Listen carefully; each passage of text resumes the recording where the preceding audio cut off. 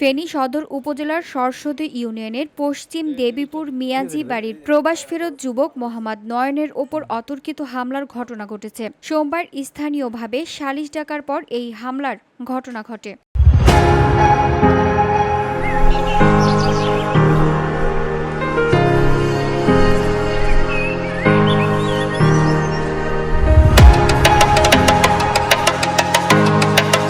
স্থানীয় সূত্রে জানা যায়, প্রায় ১৭ মাস আগে নয়নকে তার দূর সম্পর্কের মামা ইলিয়াস মালদ্বীপে পাঠান। ড্রাইভার ভিসার কথা বলে ১ লাখ টাকা নিলেও বাস্তবে তাকে লেবার ভিসায় পাঠানো হয়। বিদেশে গিয়ে সমস্যার মুখে পড়া নয়ন দেশে ফেরার পর থেকে বিষয়টি নিয়ে দুই পরিবারের মধ্যে দ্বন্দ্ব দেখা দেয়।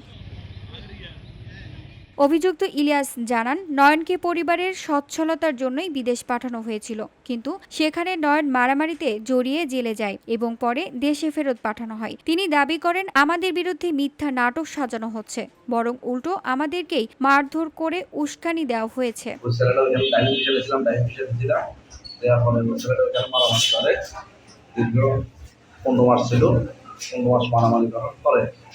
আমি রাস্তার ভিতরে নাই না না খালি একটা ছেলেদের মারধর করার পরে দেশের প্রশাসন লোক আসে নিয়ে গেছে, ওদের আইনে ৩ বছর জেলে ছিল। অপরদিকে ভুক্তভোগী নয়নের অভিযোগ, সালিশি মীমাংসার আশ্বাস দেওয়ার পরেও সোমবার ইলিয়াস, তার ভাই রুবেল ও জামালের নেতৃত্বে ২০ থেকে ৫০ জন যুবক তার উপর অতর্কিত হামলা চালায়। নয়নের চিৎকারে এলাকাবাসী ছুটে এলে হামলাকারীরা ৩টি মোটরসাইকেল ফেলে রেখে পালিয়ে যান। এ সময় স্থানীয় বিএনপির কার্যালয়ে ভাঙচুরের ঘটনাও ঘটে। আমাকে যে ড্রাইভিং ভিসা নিয়ে গেছে, ওই বিষয়ে আমার ড্রাইভিং কাজ দেয় না, আমাকে দিচ্ছে লেবারি কাজ। আমি অলরেডি থানায় যেতে পারতেছি না, ওনার হুমকি দুমকি অলরেডি আসতেছে, ফোনে আমাকে হুমকি দিতেছে, তুমি থানাতে এখানে আসলে তোকে মারে ফেলা হইব।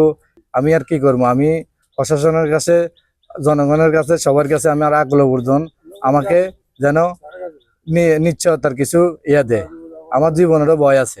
নয়ন বলেন, আমি আইনকে শ্রদ্ধা করি, সঠিক তদন্তের মাধ্যমে এই ঘটনার সুষ্ঠু বিচার চাই। ঘটনার পর এলাকায় চরম উত্তেজনা বিরাজ করছে। পুলিশ জানিয়েছে, অভিযোগ পেলে তদন্ত সাপেক্ষে আইনানুগ ব্যবস্থা নেওয়া হবে। VOD Bangla news desk.